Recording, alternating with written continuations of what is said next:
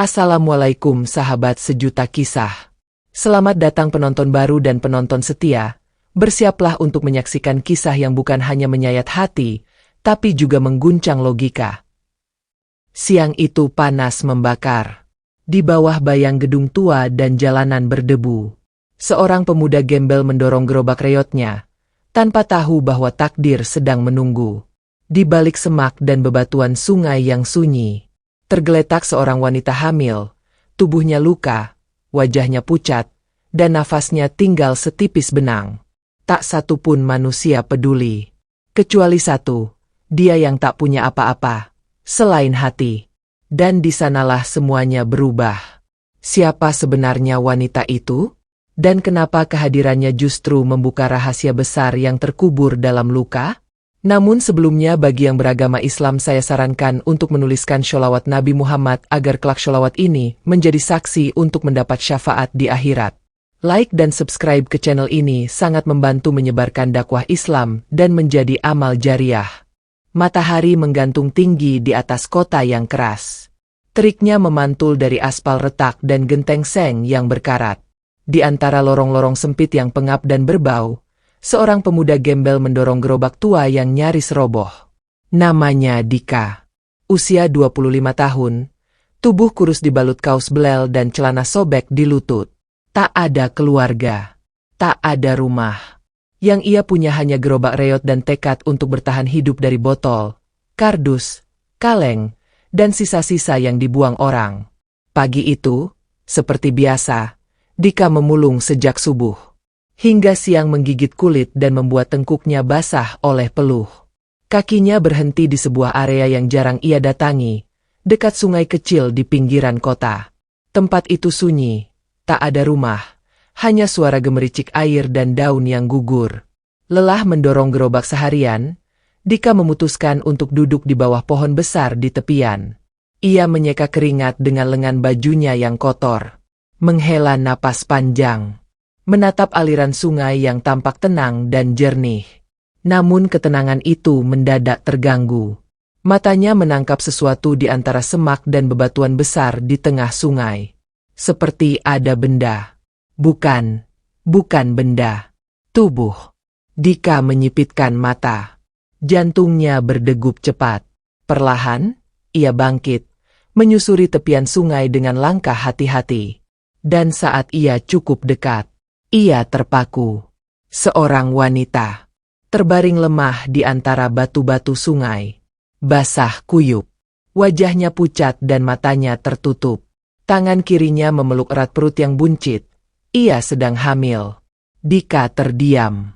Ia gemetar, bingung, takut. Tapi ia tahu satu hal. Ia tak bisa meninggalkannya begitu saja. Tanpa pikir panjang, ia terjun ke air. Menerjang arus kecil yang menyentuh lutut. Berlutut di samping tubuh wanita itu. Ia periksa denyut nadinya. Masih ada. Lemah. Tapi masih hidup. Ada luka di pelipisnya. Darah sudah mengering. Kakinya lecet. Kemungkinan terseret saat jatuh. Wanita itu menggigil. Dika meraih tubuh wanita itu dengan hati-hati. Lebih ringan dari yang ia bayangkan. Ia panggul tubuh itu ke bahunya. Sambil mengatur napas, ia berjalan cepat menyusuri jalanan tanah yang licin dan sempit. Gerobaknya ia tinggalkan di bawah pohon. Gubuk Dika tak jauh. Sebuah bangunan reot dari papan-papan bekas yang berdiri di tepi semak. Atapnya bocor. Lantainya hanya tanah. Namun saat ini, tempat itu menjadi satu-satunya harapan. Ia buka pintu. Meletakkan tubuh wanita itu di atas tikar tipis yang sudah usang. Bergegas ia panaskan air di atas tungku. Mengambil kain bersih seadanya. Mulai membersihkan luka-lukanya. Ia balut luka di kaki dengan sobekan kaos lamanya. Menyeka pelipis yang lebam dengan air hangat. Wanita itu masih belum sadar. Dika menyelimuti tubuhnya dengan selimut kumal. Menyalakan lampu minyak. Lalu duduk di sudut ruangan. Matanya tak lepas dari wajah pucat itu. Waktu berjalan lambat. Malam turun. Angin merayap dari sela-sela papan dinding. Suara jangkrik mengisi kesunyian. Dika masih terjaga. Ia tak tidur, tak makan. Tak tahu kenapa ia peduli pada wanita itu. Mungkin karena ini pertama kalinya ia merasa penting. Di balik bau tanah dan kayu basah, lahirlah sebuah awal yang tak pernah ia bayangkan. Tapi Dika belum tahu siapa sebenarnya wanita itu dan apa yang akan datang bersamanya. Karena malam itu, angin tak hanya membawa hawa dingin, tapi juga sebuah kisah yang tak akan pernah sama lagi bagi hidup Dika. Pagi menyambut tanpa hangat, matahari belum naik penuh, dan udara di dalam gubuk Dika masih diselimuti embun dan bau tanah basah. Ia terbangun setelah semalaman hanya terpejam sebentar. Seluruh tubuhnya pegal, tapi pikirannya masih tertuju pada wanita yang terbaring lemah di tikar. Wajahnya belum berubah, masih pucat, nafasnya masih berat. Tapi setidaknya, ia masih hidup. Dika duduk di sudut ruangan, menatap api kecil di tungku tanah. Ia menambahkan beberapa ranting kering yang ia kumpulkan kemarin. Panci tua berisi air perlahan memanas. Ia mengaduk bubur tipis dari beras yang sudah hampir basi. Itu saja yang ia punya. Setelah bubur itu matang, ia mengambil sendok, meniupnya sebentar dan duduk di samping wanita itu. Dengan lembut ia menempelkan kain basah di dahi wanita itu. Lalu perlahan meneteskan seteguk air putih ke bibirnya yang kering. "Ayo bangun," bisiknya lirih. "Kamu belum boleh pergi." Ia sendiri tak tahu kepada siapa ia bicara. Tak tahu siapa wanita ini. Tak tahu dari mana datangnya. Tak tahu bagaimana bisa terdampar di sungai seperti bangkai. Tapi satu yang ia tahu. Hati kecilnya tak tega membiarkan perempuan ini mati sendiri di tempat asing. Hari berganti. Wanita itu belum juga membuka mata. Dan setiap hari, Dika tetap merawatnya. Ia bangun lebih pagi dari biasanya. Memulung lebih cepat. Mengambil apa yang bisa dijual. Botol, kaleng, plastik, bahkan kabel bekas. Tak pernah ia pergi jauh. Takut jika wanita itu sadar dan tak menemukan siapa-siapa. Di pasar, ia sempat bertanya kepada seorang penjual jamu tua tentang daun apa yang bisa menurunkan demam.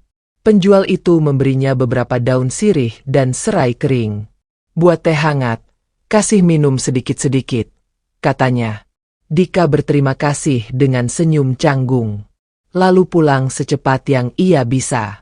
Di gubuk itu, ia mengompres dahi wanita itu, mengusap luka di pelipisnya, dan mengatur posisi tidur agar lebih nyaman.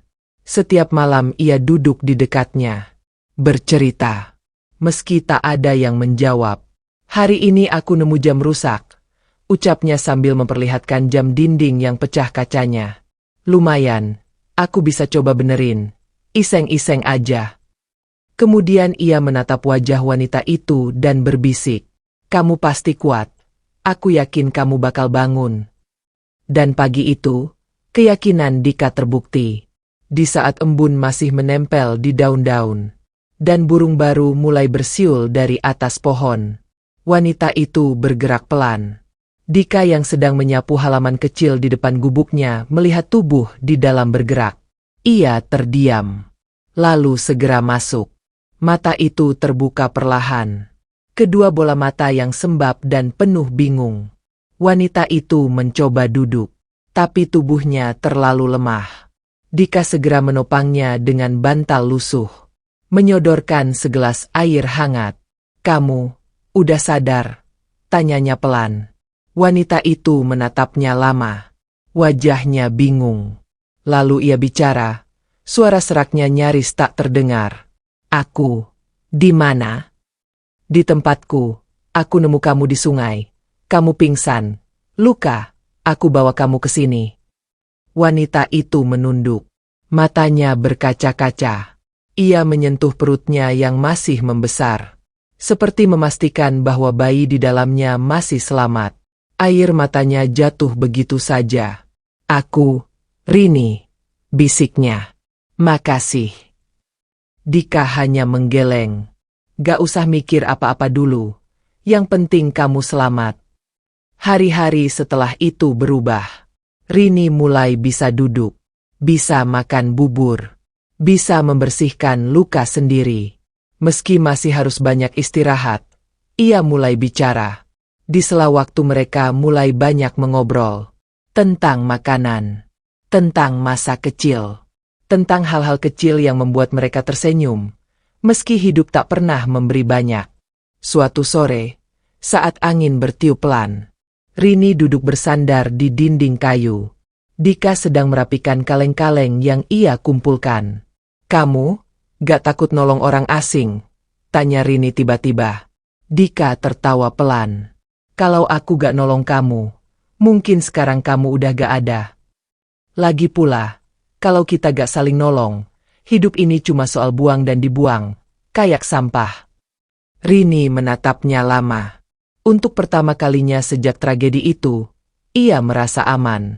Di balik dinding reot, di bawah atap bocor, dan lantai tanah yang berderit saat diinjak, ia menemukan kehangatan yang tak pernah ia rasakan. Bahkan di rumah mewahnya dulu. Hari berlalu. Rini mulai membantu, menyapu, merapikan tikar. Meski Dika sering melarangnya. Saat malam datang, dan lampu minyak menyala redup, mereka duduk bersama di depan pintu gubuk, menatap bintang, bercerita, diam. Kadang Dika memperbaiki gerobaknya sambil mendengar suara Rini menyenandungkan lagu-lagu masa kecil.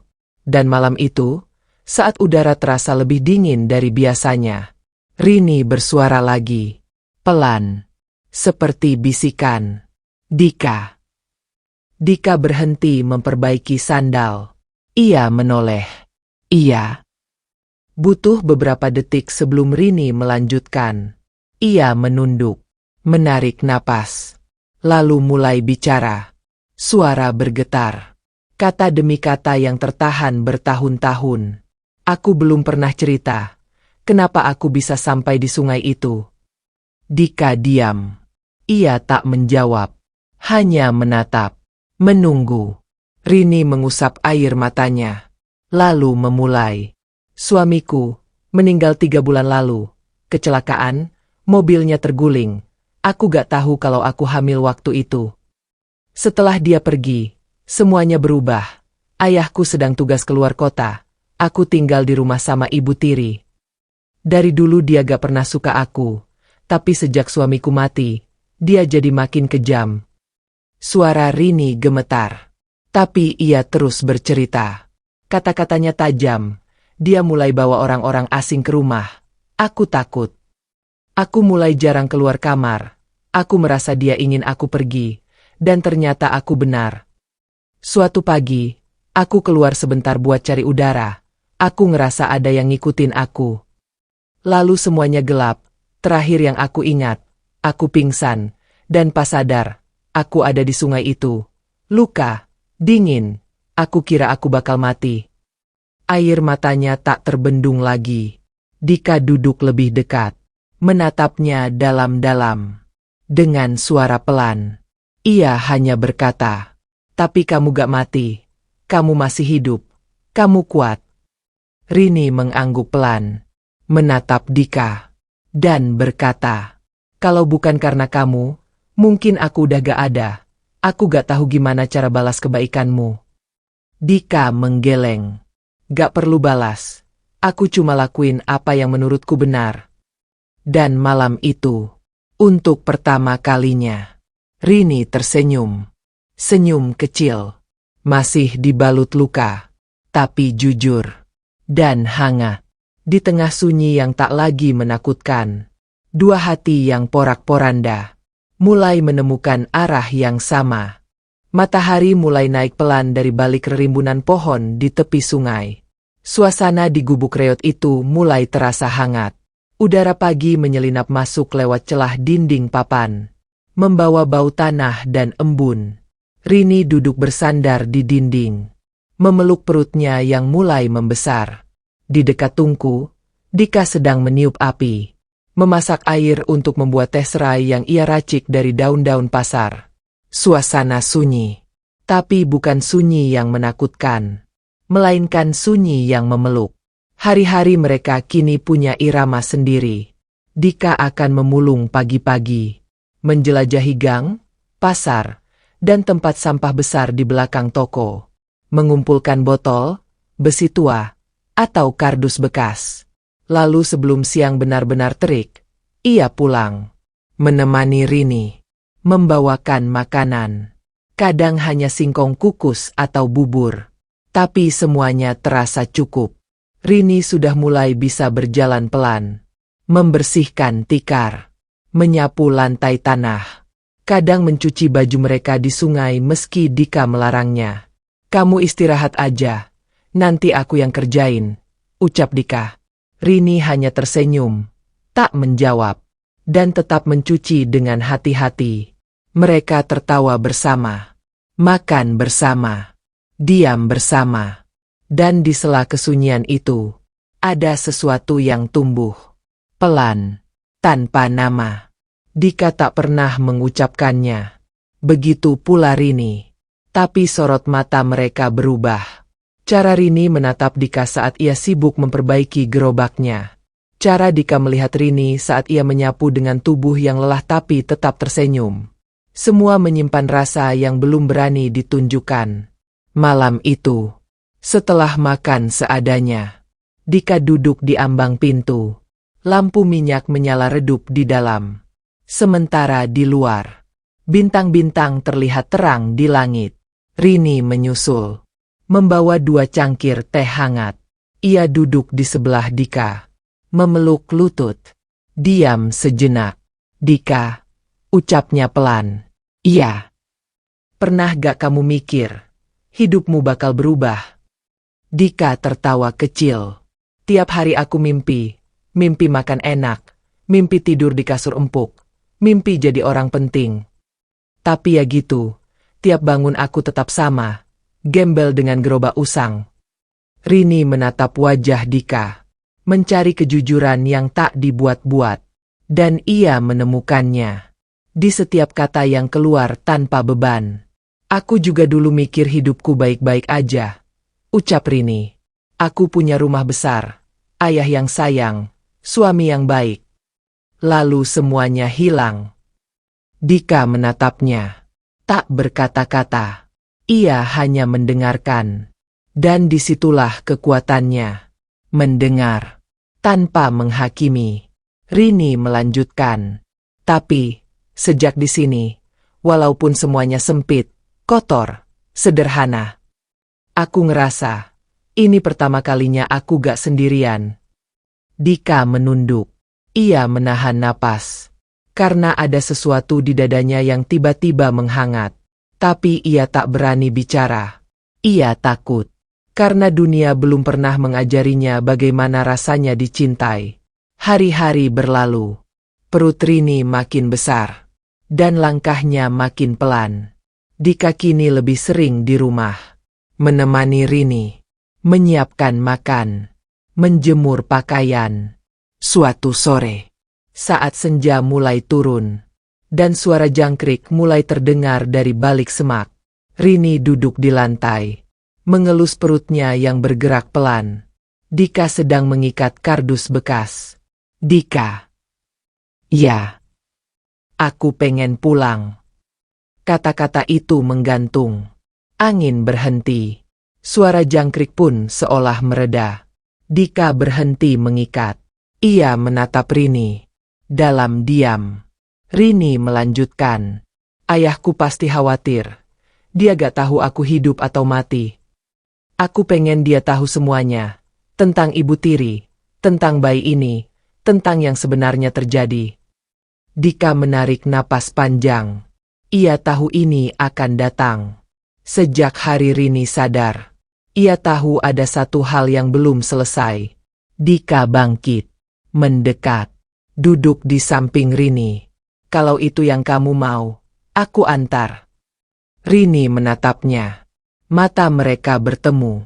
Dalam tatapan itu, ada banyak rasa.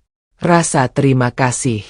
rasa takut, rasa tak rela, dan cinta yang masih malu-malu menyebut namanya. Keesokan paginya, Dika meminjam motor tua milik seorang pemulung tua yang tinggal agak jauh di hulu sungai. Motor itu berkarat, tapi masih bisa jalan. Rini duduk di belakang Dika, mengenakan baju terbaik yang ia miliki. Meski tetap lusuh, perjalanan mereka dimulai dari jalanan sempit yang penuh lumpur, melewati hutan kecil, lalu masuk ke jalan besar yang bersih dan beraspal. Ini dunia yang asing bagi Dika. Jalanan yang halus, deretan rumah-rumah mewah, taman-taman yang dipangkas rapi, mobil-mobil besar, dan akhirnya mereka berhenti di depan sebuah gerbang besi besar. Rini turun pelan, menatap rumah di depannya. Halaman luas, bangunan 3 lantai, mobil mewah di garasi. Lalu matanya tertuju pada satu sosok, seorang pria tua, duduk di kursi taman. Tubuhnya membungkuk, dan bahunya bergetar seperti sedang menangis. "Ayah," bisik Rini. Ia berjalan pelan, lalu berlari kecil, meninggalkan Dika yang berdiri canggung di dekat pagar. "Ayah!" Pria itu menoleh, matanya membelalak. Lalu ia berdiri tergopoh, dan memeluk Rini erat. Suaranya pecah oleh tangis. "Rini, anakku, kamu hidup. Allah, kamu hidup." Air mata membanjiri pipi mereka. Di bawah langit yang perlahan berubah jingga. Setelah beberapa saat, Rini menunjuk ke arah Dika. Ini Dika, yah, dia yang nemuin aku, nyelamatin aku, ngerawat aku." Ayah Rini berjalan ke arah Dika, genggam tangan Dika erat, menatap matanya dengan penuh haru. "Terima kasih, Nak, tanpa kamu, mungkin aku gak akan ketemu anakku lagi." Dika menunduk, tak tahu harus bicara apa. Dan hari itu, di halaman rumah yang besar, yang selama ini tak pernah didatanginya, pemuda gembel itu, dengan gerobak reot dan hati yang tulus, menjadi seseorang yang paling berharga. Udara sore itu terasa berbeda. Angin bertiup pelan membawa aroma bunga dari taman depan rumah. Langit mulai berubah jingga, dan suara burung-burung yang kembali ke sarang menggema di antara pepohonan. Di halaman rumah besar itu, 3 sosok berdiri dalam diam. Seorang ayah, seorang putri yang kembali dari jurang kematian, dan seorang pemuda gembel yang diam-diam menyimpan seluruh beban cerita. Rini menggenggam tangan ayahnya, sementara tangan lainnya mengusap perutnya yang makin berat. Tatapan matanya masih berkaca. Namun kali ini bukan tangisan karena luka, melainkan perasaan yang selama ini ia tahan dalam dadanya. "Ayah," bisiknya, "aku harus cerita semuanya." Mereka bertiga masuk ke dalam rumah, melewati lantai marmer yang mengilap, pilar-pilar besar, dan lukisan-lukisan mahal yang tergantung di dinding. Bagi Dika, ini seperti memasuki dunia lain. Dunia yang hanya pernah ia lihat dari kejauhan, tak pernah ia pijak. Rini duduk di sofa panjang. Dika tetap berdiri. Ia tak berani duduk. Baju lusuhnya seperti kotoran di antara sutra dan emas. Ayah Rini duduk di hadapannya. Wajahnya tampak lelah, namun penuh perhatian. Rini menghela napas panjang, dan mulai bicara. "Ayah, semua ini bukan kecelakaan. Aku gak jatuh ke sungai karena tersesat. Aku dibuang." Suara Rini bergetar. Ayahnya tertegun. Dika berdiri membeku. "Ibu tiri, sejak suamiku meninggal, dia makin kejam. Dia bilang aku beban. Dia mulai bawa orang-orang aneh ke rumah. Dan suatu pagi waktu aku keluar sebentar, aku merasa diikuti." Rini berhenti sejenak, menunduk. Tangannya mencengkeram sisi sofa. "Aku dipukul dari belakang, dan waktu aku sadar, aku sudah ada di sungai, luka, sendirian, dan dingin." Ayah Rini menutup mulutnya dengan tangan. Matanya merah. Napasnya tercekat. Ayah, aku kira aku mati. Tapi Allah kirimkan seseorang, yang bahkan bukan siapa-siapa di dunia ini, tapi jadi segalanya buat aku. Rini menatap ke arah Dika. Dan Dika hanya bisa menunduk. Pipinya memanas. Tangannya menggenggam erat kain celana yang robek. Ayah Rini bangkit. Berjalan pelan. Menghampiri Dika. Dan dengan mata yang berkaca ia berkata, "Ayah minta maaf. Ayah terlalu buta, terlalu percaya pada wanita itu. Setelah kamu hilang, semua berubah. Aku cari kamu kemana-mana. Ibu tirimu sudah ayah usir. Dia selingkuh. Tapi semua sudah terlambat." Rini menggenggam tangan ayahnya. "Biarlah berlalu. Yah, yang penting sekarang kita bersama lagi." Di antara dinding megah dan lampu gantung kristal, keheningan menyelimuti. Bukan keheningan yang dingin, melainkan hangat, seperti pelukan. Dan saat semuanya mulai tenang, Dika bersiap untuk pergi. Ia berdiri, merapikan tas kecil berisi barang-barang remeh. Ia menunduk dalam-dalam di hadapan ayah Rini dan Rini. "Saya pamit, Pak. Terima kasih sudah izinkan saya ikut sampai sini." Tapi saat ia melangkah ke depan pintu, suara itu memanggilnya. Suara yang membuat langkahnya terhenti. "Dika, jangan pergi." Ia menoleh. Rini berdiri. Matanya basah. Tubuhnya sedikit gemetar.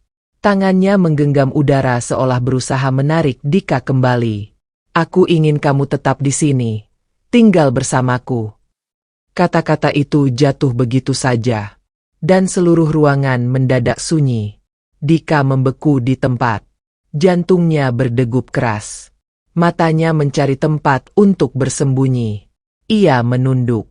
Aku cuma pemulung." Suaranya lirih. "Aku gak pantas tinggal di tempat seperti ini." Rini berjalan mendekat. Menatap langsung ke matanya. "Aku gak peduli siapa kamu, Dika. Yang aku tahu, aku mencintaimu." Kata-kata itu membuat dunia berhenti berputar. Dika mengangkat wajahnya perlahan. Dan dengan suara bergetar ia menjawab, "Aku juga mencintaimu, Rini." Dari belakang, ayah Rini berdiri. Senyum haru tergurat di wajahnya. "Kalau itu keputusan kalian," katanya pelan, "maka kalian punya restu ayah." Matahari sore menembus jendela besar, menyinari 3 sosok di ruang tamu itu. Seorang gadis yang diselamatkan, seorang pemuda yang tak pernah merasa layak dicintai, dan seorang ayah yang menyesal. Namun kini diberi kesempatan kedua. Hari-hari berikutnya terasa seperti mimpi bagi Dika. Ia yang dulu tidur di emperan toko, makan dari sisa pasar, hidup dari tumpukan sampah, kini tinggal di rumah yang lebih besar dari semua pasar yang pernah ia lewati. Namun Dika tak berubah.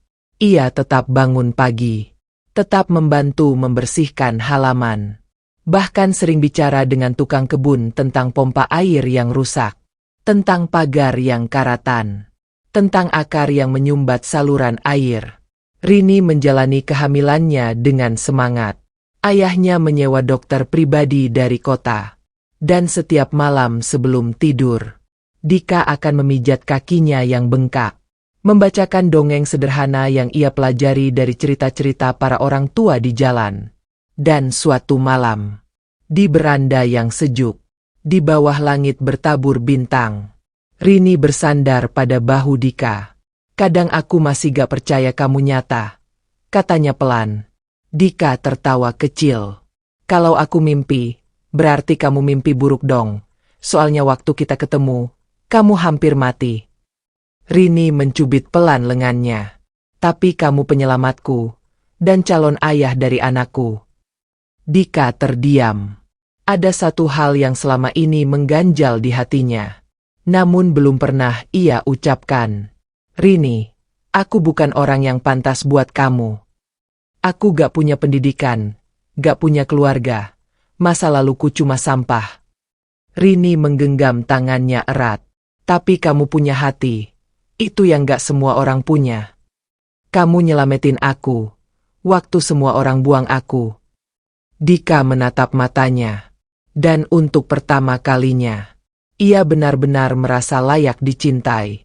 Di rumah yang dulu terasa mustahil. Di pelukan wanita yang dulu hanya ia rawat tanpa nama. Dika menemukan arti dari rumah. Bukan dari tembok, tapi dari orang yang bersedia tinggal. Meski tahu masa lalumu kelam. Dan saat malam itu berlalu, tak ada bintang yang lebih terang. Dari dua hati yang kini menyatu. Pagi datang dengan langit biru bersih. Matahari menembus jendela besar ruang tengah. Cahaya hangatnya jatuh ke lantai marmer. Dan menciptakan bayangan yang bergerak pelan seperti waktu yang berjalan tanpa suara. Di dalam kamar putih yang sejuk, Dika duduk di samping Rini. Memijat perlahan pergelangan kaki istrinya yang bengkak. Tangan kirinya menggenggam buku dongeng anak-anak yang ia beli dari pasar loak. Tulisan di dalamnya sudah pudar. Tapi suaranya yang lirih membuat setiap kata terasa hidup. Rini hanya diam. Kepalanya bersandar di bantal. Napasnya pelan. Namun senyum kecil tetap terukir di wajahnya. Dika menghentikan bacaan. Menatap wajah Rini. Dan mengelus perut yang semakin membesar. Sebentar lagi, ya, bisiknya. Sebentar lagi kita akan bertiga. Rini mengangguk. Matanya berkaca. Tapi kali ini bukan karena takut. Melainkan karena bahagia. Hari-hari menjelang kelahiran terasa seperti menghitung detik dalam pelukan waktu. Ayah Rini sudah menyiapkan kamar bayi. Lengkap dengan ranjang kecil, bantal warna-warni, dan boneka rajut. Di dindingnya digantungkan nama yang belum mereka putuskan. Tapi setiap malam, mereka bertiga duduk di sana. Membayangkan wajah mungil yang akan hadir. Dan membuat rumah besar itu terasa penuh. Dan di suatu pagi yang cerah, tangisan itu akhirnya datang. Dika terbangun karena Rini menggenggam tangannya erat. Wajahnya pucat. Keringat mengalir di pelipisnya. Dan tubuhnya mulai menggigil. Dika. Suaranya pelan. Udah waktunya. Dika langsung melompat dari tempat tidur. Berlari keluar memanggil dokter yang sudah berjaga sejak seminggu terakhir. Semua menjadi cepat. Semua menjadi kabur. Dan di tengah kekacauan itu, ada suara. Suara yang belum pernah Dika dengar sebelumnya. Tapi ia tahu. Itulah suara yang ia tunggu-tunggu seumur hidupnya. Tangisan bayi. Keras. Nyaring. Dan membuat seluruh rumah terdiam. Dokter keluar dari kamar. Membuka pintu perlahan. Dan memanggil nama Dika. Selamat, anakmu laki-laki. Sehat dan kuat. Dika tak bisa bicara. Ia hanya berdiri. Air matanya jatuh sendiri. Tak bisa ia tahan. Perlahan ia masuk ke kamar. Rini terbaring lemah. Tapi senyumnya utuh. Di lengannya, seorang bayi kecil. Dengan rambut hitam lebat dan kulit bersih. Rini menatap Dika. Dan dengan suara yang hampir tak terdengar ia berkata, "Ini, ayahnya." Dika mendekat. Tangannya gemetar. Dan saat Rini menyerahkan bayi itu ke pelukannya, ia menangis. Bukan tangis kesedihan. Bukan juga ketakutan. Tapi tangisan laki-laki yang selama ini bertahan sendirian. Yang selama ini menyimpan luka. Yang selama ini tak pernah tahu bahwa hidup bisa semanis ini. Ia menggenggam bayi itu erat. Dan membisikkan sesuatu. Kata-kata yang bahkan tak terdengar jelas. Tapi membuat Rini kembali menitikkan air mata. Di pagi yang sunyi, rumah besar itu menjadi saksi dari kelahiran. Dari harapan. Dan dari cinta yang tak pernah meminta balasan. Beberapa hari setelahnya, ayah Rini mengadakan syukuran kecil. Tak ada pesta mewah. Tak ada tamu penting. Hanya para tetangga. Sebagian kenal. Sebagian hanya dengar cerita dari gosip. Tapi hari itu, semua mata tertuju pada satu hal. Keluarga baru. Yang terpancar bukan dari pakaian. Bukan dari status. Tapi dari cara mereka saling menatap. Saling menggenggam. Dan saling menguatkan. Di akhir acara, Ayah Rini berdiri. Mengangkat gelas kecilnya. Dan berbicara di hadapan semua orang. Hari ini, bukan hanya kita merayakan kelahiran cucu saya. Tapi juga keberanian, ketulusan, dan cinta yang tidak melihat asal-usul. Semua diam. Mendengar. Dika, anak ini, adalah pemuda yang pantas menjadi bagian dari keluarga kami. Dika berdiri. Gugup. Matanya mencari tempat untuk sembunyi. Tapi saat Rini berdiri di sampingnya, menggenggam tangan kirinya, dan tersenyum. Semua rasa itu sirna. Dika menatap bayinya yang tertidur dalam pelukannya. Dan untuk pertama kalinya, ia tak merasa kotor. Ia tak merasa malu. Ia tak merasa asing. Hari itu, ia bukan lagi pemulung. Bukan karena baju yang ia pakai. Bukan karena tempat tinggalnya yang berubah. Tapi karena ia telah menjadi seseorang yang berarti. Bagi Rini. Bagi anak kecil itu. Dan bagi dirinya sendiri. Di malam yang tenang. Setelah semua tamu pulang. Dika duduk di kursi taman. Menggendong bayi yang terlelap. Dan Rini duduk di sampingnya. Tak ada suara. Hanya angin malam. Dan nyanyian jangkrik dari kejauhan. Dika menatap langit. Penuh bintang. Penuh harapan. Rini menyandarkan kepala di bahunya. Dan berkata pelan. Terima kasih, Dika. Udah nyelamatin aku. Dika tak menjawab. Ia hanya menggenggam tangan Rini lebih erat. Karena saat dunia memilih membuang, ia memilih merawat. Dan dari situ, semuanya bermula. Di tepi sungai. Di antara batu dan semak. Tempat di mana ia menemukan tubuh lemah yang hampir tak bernyawa. Sekarang lahir kehidupan baru. Dan dalam pelukannya, ia menemukan satu hal yang tak pernah ia temukan dari gerobak-gerobaknya yang penuh barang bekas. Rumah. Bukan dari dinding. Tapi dari hati yang saling percaya. Hari-hari berlalu. Waktu berjalan tenang di rumah itu. Seperti aliran sungai yang dulu hampir menjadi tempat kematian. Kini menjadi awal kehidupan baru. Dika bangun setiap pagi. Mengecek air pompa. Membersihkan halaman. Lalu membantu menyiapkan sarapan bersama Rini. Anak mereka, yang baru lahir beberapa minggu lalu, diberi nama Aska. Artinya yang suci. Karena bagi mereka, kehadirannya membersihkan semua luka. Aska tumbuh sehat. Matanya lebar. Dan ia selalu tersenyum setiap kali digendong oleh Dika.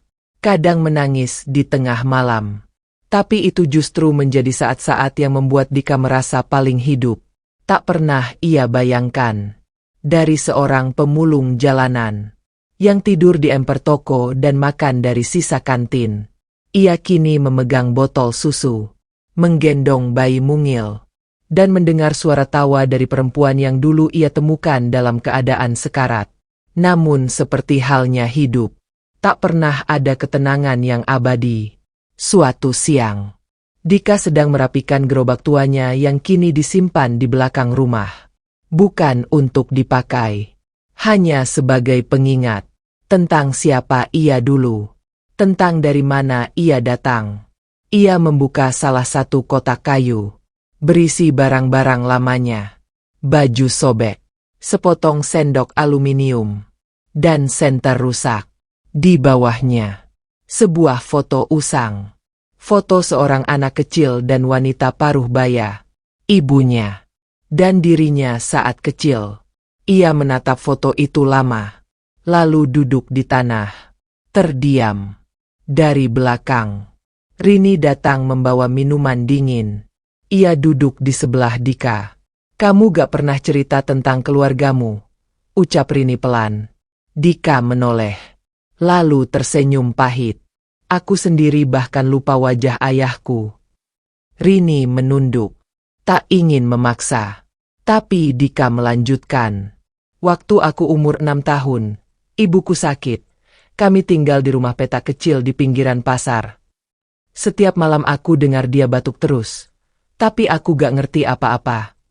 Sampai suatu pagi, aku bangun dan dia gak bangun lagi. Rini menatapnya dengan mata berkaca. Terus kamu? Aku lari, takut, bingung. Aku jalan aja kemana kaki mau melangkah. Sampai akhirnya aku numpang tidur di pasar, kadang di kolong jembatan. Sejak itu aku sendiri. Rini menggenggam tangan Dika. Erat. Dan tak bicara. Karena tak semua luka perlu kata-kata. Ada luka yang hanya bisa dipeluk. Hari-hari berikutnya, Dika mulai mencoba hal baru. Ia membantu ayah Rini mengelola kebun kecil di belakang rumah. Belajar tentang menanam, merawat bunga, dan menjaga kolam ikan. Awalnya ia canggung. Tapi ayah Rini sabar. Perlahan Dika mulai terbiasa. Suatu sore, saat mereka duduk bersama di bawah pohon mangga, ayah Rini menatap Dika dan berkata, aku dulu terlalu percaya pada dunia, dan kehilangan segalanya. Tapi setelah kamu datang, aku percaya lagi sama manusia. Dika menunduk, tak bisa berkata-kata. Di ruang yang sama, Azka tertidur di pangkuan Rini, dan senja mulai merayap di langit. Di hari itu, tak ada hadiah yang lebih indah, selain perasaan bahwa ia akhirnya diakui sebagai bagian, bukan hanya dari keluarga, tapi dari dunia yang dulu menolaknya. Namun badai itu datang, tanpa aba-aba, tanpa peringatan. Malam itu, rumah mereka sunyi. Rini sedang mengganti popok Azka, sementara Dika di halaman mengikat selang air.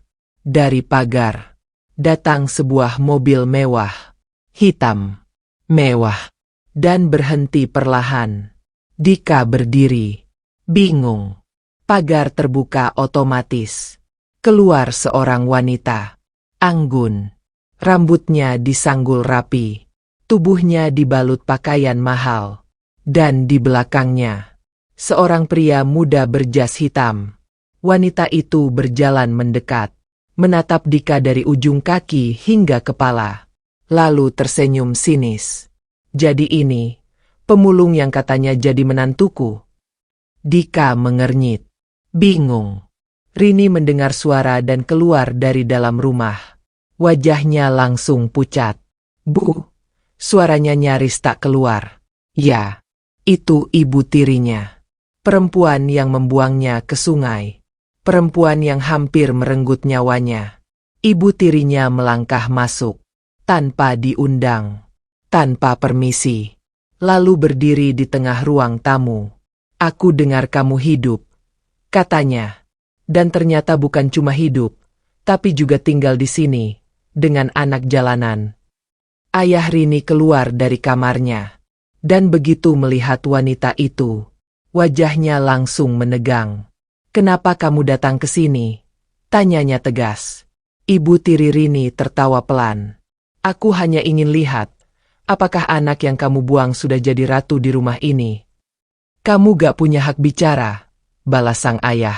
Kamu sudah lama bukan bagian dari keluarga ini. Wanita itu melangkah pelan mendekati Azka yang digendong Rini. Dan dengan suara dingin ia berkata, kalau saja aku tahu kamu bakal hidup, mungkin aku akan melemparmu lebih jauh ke sungai. Rini mundur. Dika berdiri di depan mereka. Menjaga. Melindungi. Ayah Rini berdiri di samping. Matanya merah. Suara tangannya menggigil menahan emosi. Keluar dari rumah ini sekarang. Wanita itu tertawa. Lalu menoleh ke pria muda di belakangnya. Ingat wajah anak ini. Karena dia akan jadi musuh kita kelak. Mereka pergi, tanpa permisi. tanpa menoleh. Tapi kata-kata mereka tinggal, meninggalkan ketegangan yang tak bisa hilang. Di ruang tamu, Rini duduk dengan wajah pucat. Dika menggenggam tangannya. Aku gak akan biarin siapapun nyentuh kamu lagi. Dan malam itu, di antara bantal dan tangisan bayi, ketegangan membalut udara. Tak ada yang bicara, tapi semua sadar. Ini baru awal. Dan masa lalu yang mereka kubur telah menemukan jalan untuk kembali. Malam itu udara terasa lebih berat. Suara jangkrik yang biasanya mengiringi tidur mereka kini terdengar tajam. Seolah ada yang tak selesai, yang menggantung di langit-langit rumah. Rini duduk di ujung ranjang, menggendong Azka yang mulai tertidur. Wajahnya masih pucat, tangannya gemetar. Bayangan ibu tirinya masih terpatri jelas di kepalanya. Suara dingin, tatapan menusuk, dan kata-kata yang seolah menyayat. Kalau saja aku tahu kamu bakal hidup, mungkin aku akan melemparmu lebih jauh ke sungai. Dika duduk di sampingnya, menatap Azka, kemudian memeluk bahu Rini dengan lembut. Ia tak berkata apa-apa, karena ia tahu tak semua rasa bisa diobati dengan kata-kata.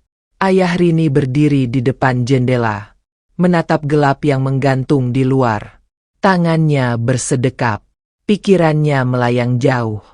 Ia tahu, mantan istrinya bukan wanita yang mudah menyerah. Dan kedatangan tadi siang, bukan sekadar kunjungan penuh benci, tapi sinyal bahwa sesuatu yang lebih besar mungkin sedang direncanakan. Pagi harinya, semua terasa seperti biasa. Namun suasana rumah tak lagi sama. Rini memasak dengan perasaan was-was. Dika menyiram tanaman dengan hati tak tenang. Ayah Rini membaca koran tanpa betul-betul membacanya. Hingga siang hari, seseorang datang mengetuk pagar. Seorang kurir, mengenakan jas rapi dan membawa amplop coklat. Dika membukakan pagar, menatap pria itu dengan curiga. Pak Dika, tanya pria itu. Dika mengangguk. Iya.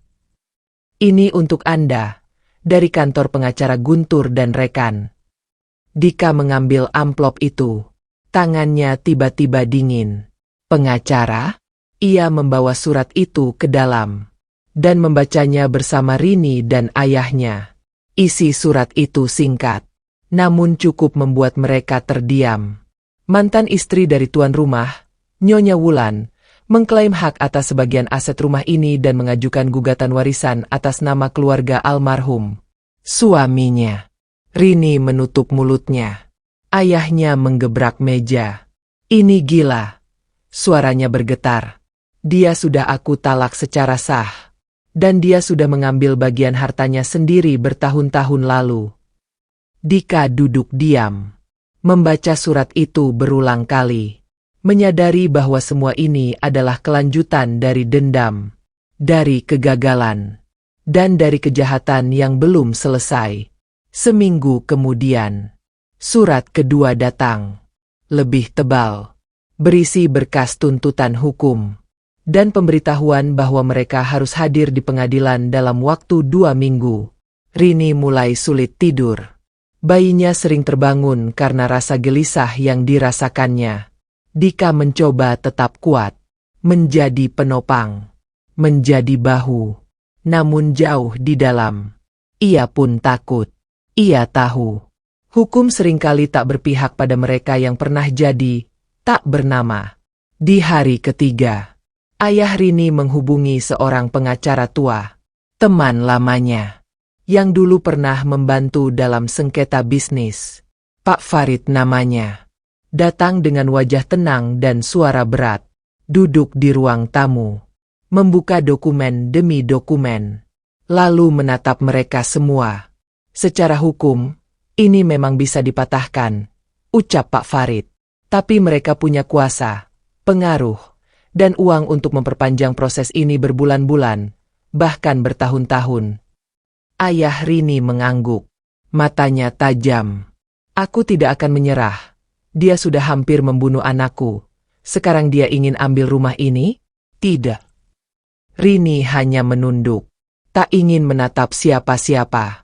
Sementara Dika duduk di sudut ruangan. Diam. Mendengarkan. Setelah Pak Farid pulang, Dika keluar ke halaman. Berdiri lama di dekat gerobaknya. Ia menatap langit. Kemudian menarik napas panjang. Rini datang dari belakang. Membawa secangkir teh. Meletakkannya di meja kecil. Kamu marah? Tanyanya pelan. Dika menoleh.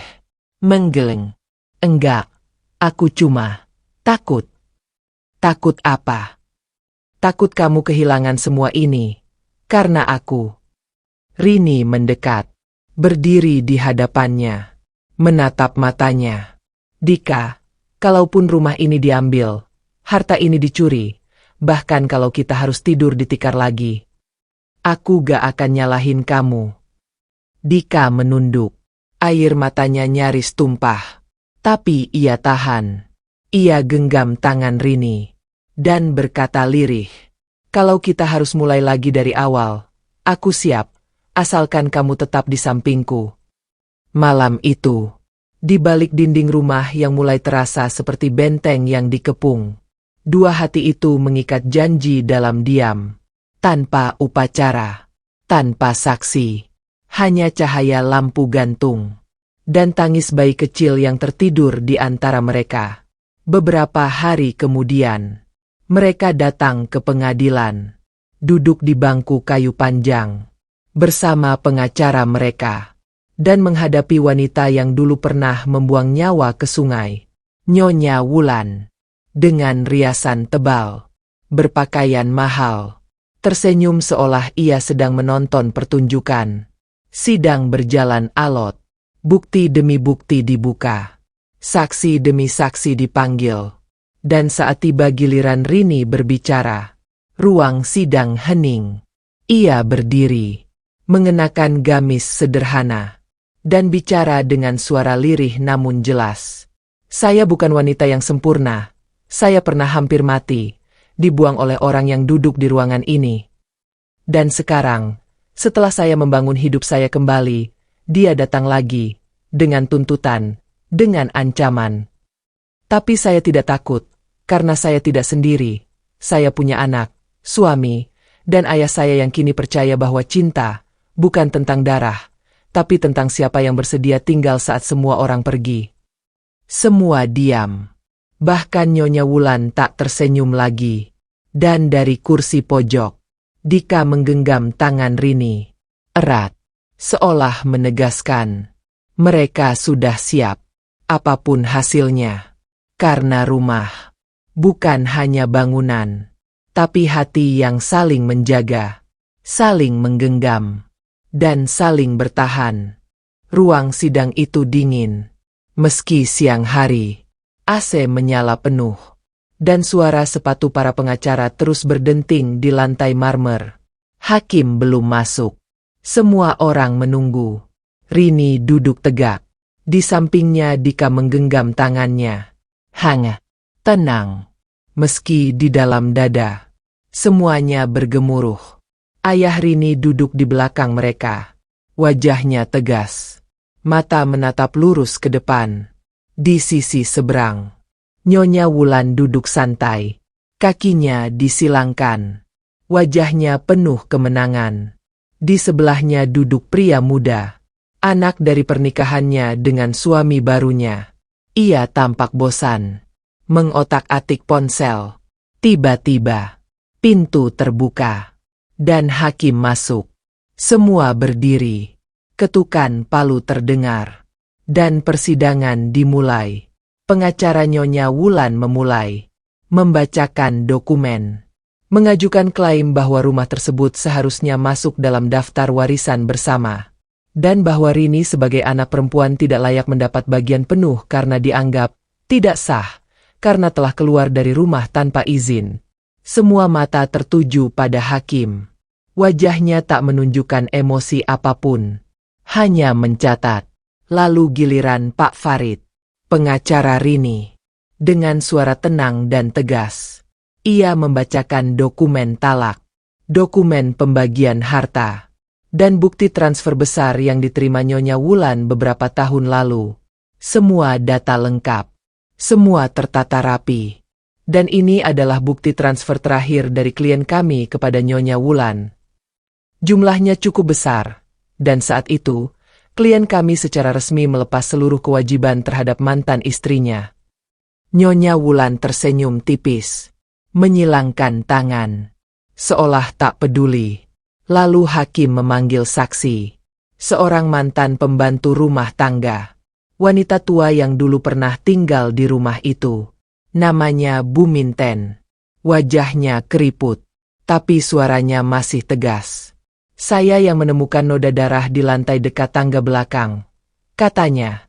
Dan saya juga yang melihat Nyonya Rini keluar rumah pagi itu, dengan langkah sempoyongan. Apakah Anda melihat siapapun di sekeliling? Tanya hakim. Tidak, tapi malam sebelumnya, saya dengar suara ribut, suara tangis, dan suara teriakan dari kamar Nyonya Wulan. Ruangan sunyi. Nyonya Wulan tak lagi tersenyum. Dika memejamkan mata. Ia tahu. Kebenaran perlahan-lahan naik ke permukaan. Kemudian, saksi kedua dipanggil. Seorang satpam komplek, yang waktu itu baru bekerja 2 minggu. Tapi ia ingat jelas. Pagi itu saya lihat wanita keluar lewat pintu belakang. Dibopong oleh 2 pria tinggi, masuk ke mobil gelap, lalu pergi ke arah jalan belakang. Apa Anda tahu siapa wanita itu? Tanya hakim. Saya gak kenal waktu itu, tapi sekarang saya tahu, itu Nyonya Rini. Rini menunduk, air matanya menetes. Tangannya menggenggam tangan Dika makin kuat. Dan saat semua saksi selesai, hakim memandang ruangan. Apakah ada yang ingin berbicara? Sebelum keputusan saya bacakan. Ruangan hening. Lalu, Dika berdiri. Ia tidak diminta, tidak dijadwalkan. Tapi suaranya keluar. Karena hati tak bisa ditahan. Yang mulia, saya cuma pemulung. Saya bukan siapa-siapa. Saya bahkan gak lulus sekolah. Tapi saya tahu, kebaikan itu bukan soal nama besar atau pakaian mahal. Saya temukan istri saya di antara batu dan lumpur, dengan tubuh penuh luka, dan perut yang buncit karena mengandung anak kami. Saya rawat dia dengan apa yang saya punya, dan bukan karena dia kaya, bukan karena dia cantik. Tapi karena saya tahu, manusia tidak layak dibuang seperti sampah. Dika berhenti sejenak, napasnya berat, matanya berkaca. Hari ini saya gak minta apa-apa, saya cuma pengen, jangan ada lagi orang baik yang diseret ke neraka, hanya karena dulu pernah lemah. Ruangan kembali hening. Hakim menatap Dika lama, lalu menunduk, membuka berkas, dan mulai membaca keputusan.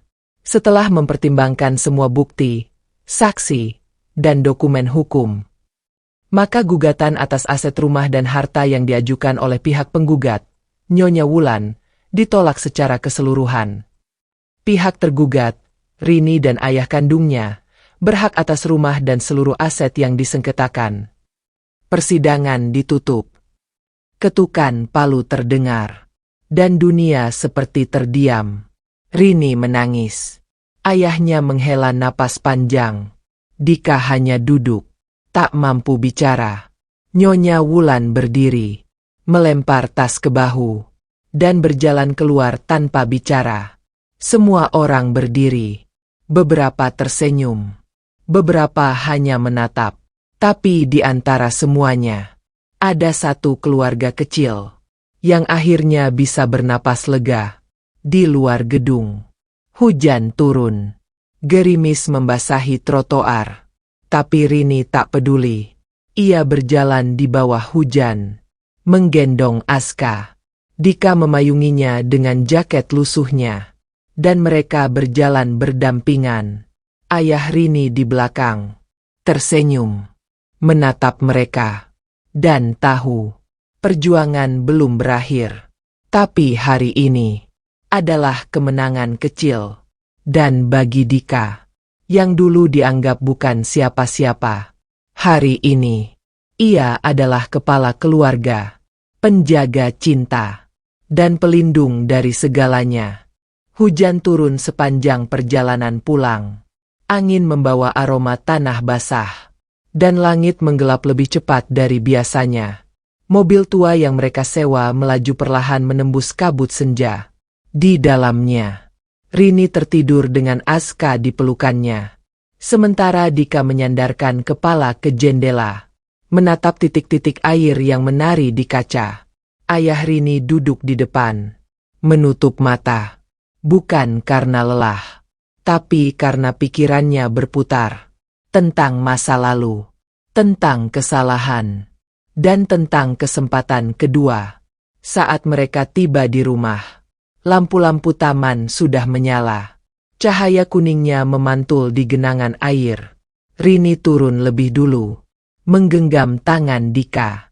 Matanya menatap rumah yang beberapa minggu lalu terasa seperti istana. Tapi kini terasa lebih dari itu. Lebih dalam. Lebih hidup. Di malam itu, mereka duduk bertiga di ruang keluarga. Tidak bicara banyak. Hanya saling tatap.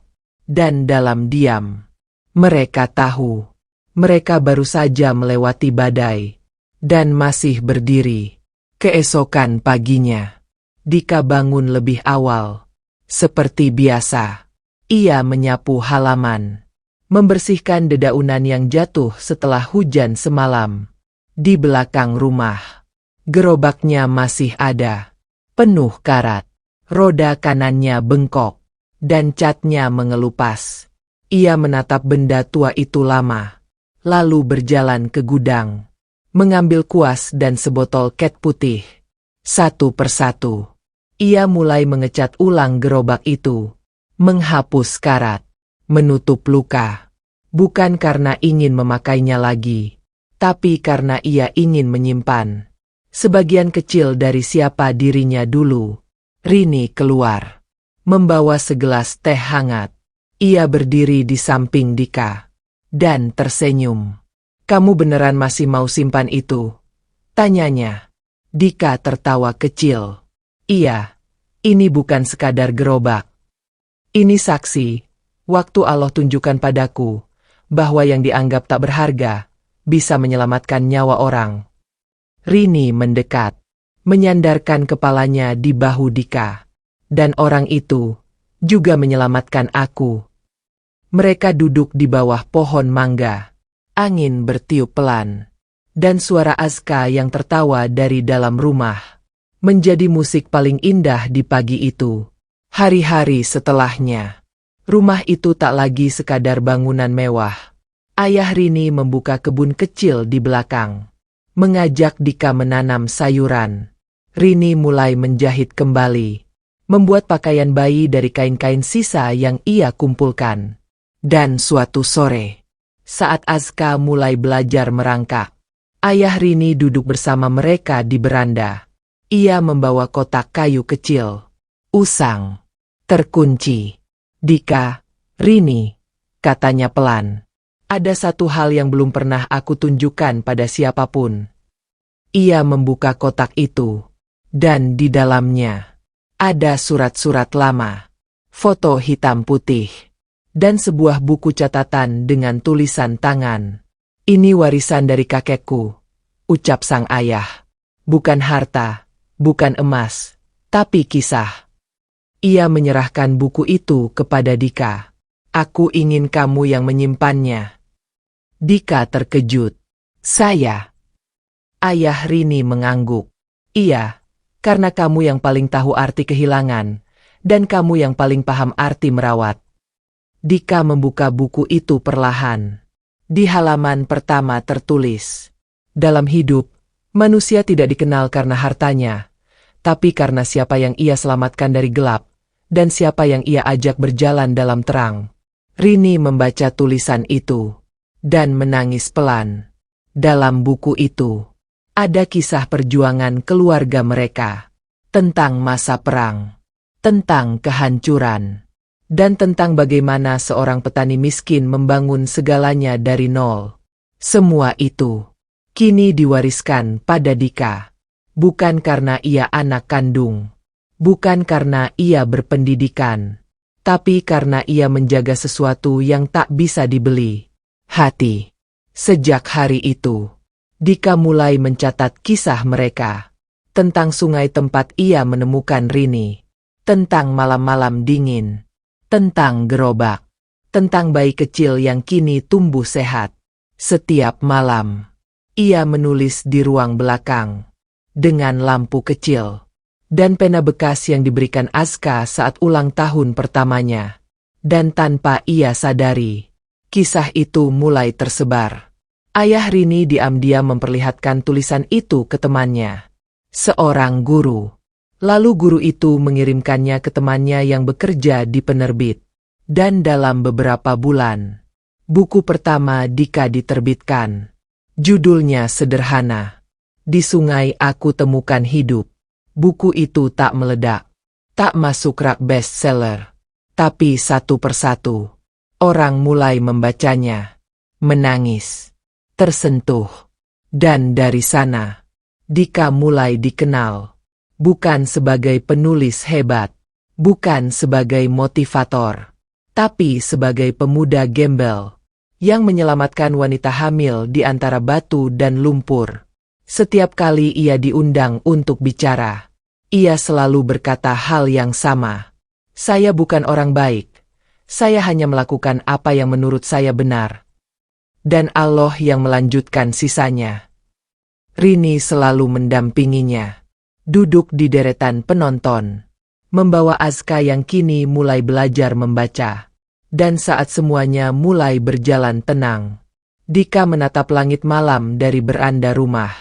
Rini datang dengan 2 cangkir teh. Dan duduk di sampingnya. Ingat waktu kita tidur beralaskan tanah di gubuk itu? Tanya Rini sambil tertawa kecil. Dika mengangguk. Aku masih bisa cium baunya. Tapi sekarang, kita di sini. Dika menoleh. Menatap Rini. Dan menjawab pelan. Dan semuanya berawal. Dari saat aku bilang, aku gak bisa biarkan kamu mati di sungai itu. Mereka tertawa. Dan dalam tawa itu, tak ada yang tersisa dari luka. Hanya kenangan. Yang kini telah berubah menjadi kekuatan. Dan dari kisah itu, Dika belajar. Bahwa warisan terbesar. Bukan rumah. Bukan uang. Bukan nama. Tapi hati. Yang bersedia memilih untuk tinggal. Saat dunia memilih membuang. Pagi itu, matahari baru naik setengah lingkaran. Cahayanya menyelinap melalui celah tirai. Dan jatuh ke lantai rumah yang dingin. Di meja makan, Rini sedang menyuapi Azka yang kini sudah genap 2 tahun. Bocah kecil itu duduk di kursi rotan kecil. Mengayunkan kakinya sembari tertawa. Dika datang dari halaman belakang. Membawa 2 pot kecil berisi bibit cabai dan tomat. Tangannya kotor oleh tanah. Namun wajahnya bersih oleh tawa. Lihat, nak, ini nanti bisa jadi sambal buatan ayah, katanya sambil menaruh pot ke dekat jendela. Azka tertawa dan bertepuk tangan. Rini tersenyum melihat keduanya. Tak ada satupun barang mahal yang mereka kejar. Tak ada satupun impian tinggi yang mereka ingin pamerkan. Semuanya sederhana, namun lengkap. Hari itu, ayah Rini datang membawa kabar. Ia baru saja menyelesaikan surat hibah. Seluruh rumah dan kebun secara resmi diserahkan atas nama Rini dan Dika. Ia berkata, sudah waktunya aku istirahat.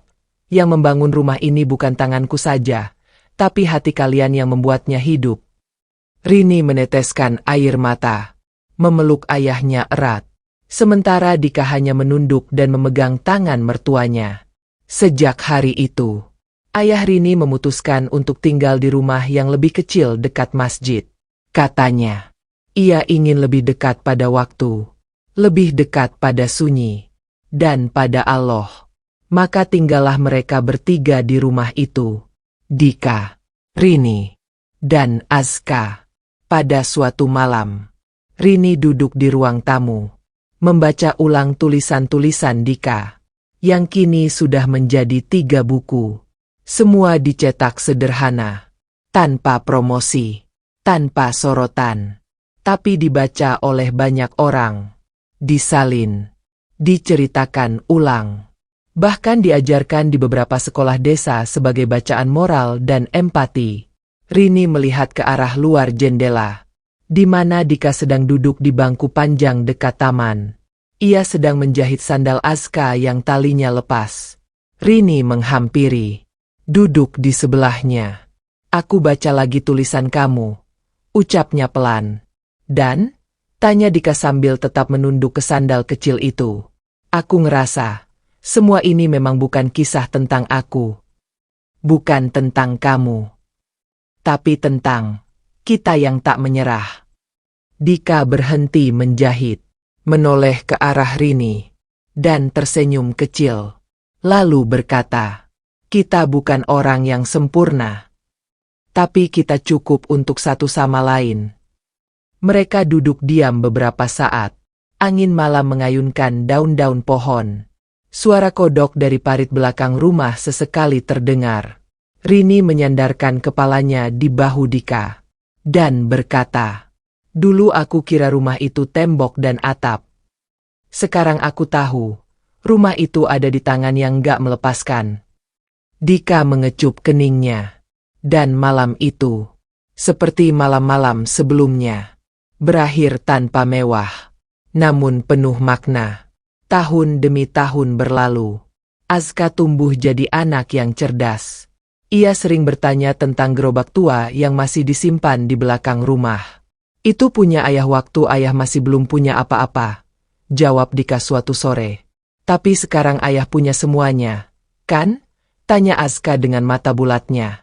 Dika tersenyum, lalu berkata, "Ayah nggak punya semuanya.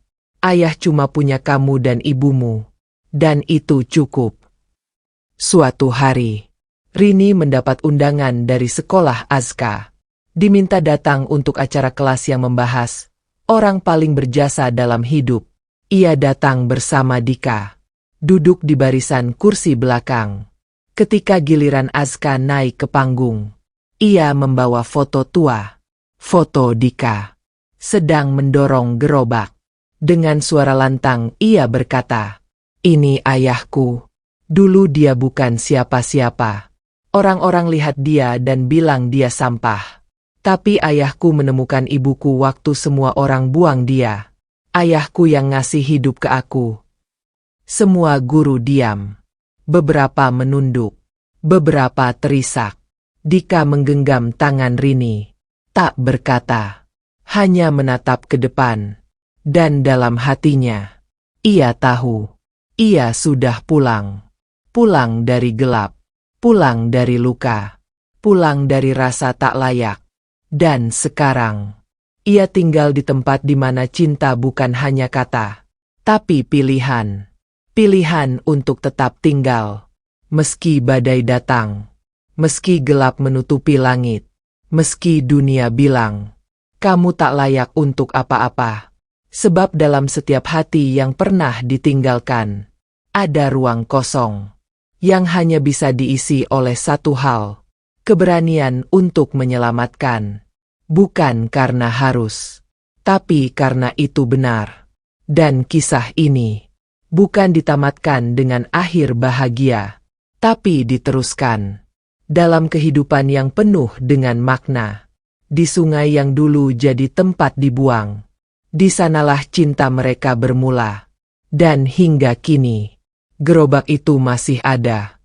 Tak bergerak, tapi menyimpan jejak. Bahwa di dunia yang kejam, masih ada yang memilih untuk mengangkat, bukan membuang.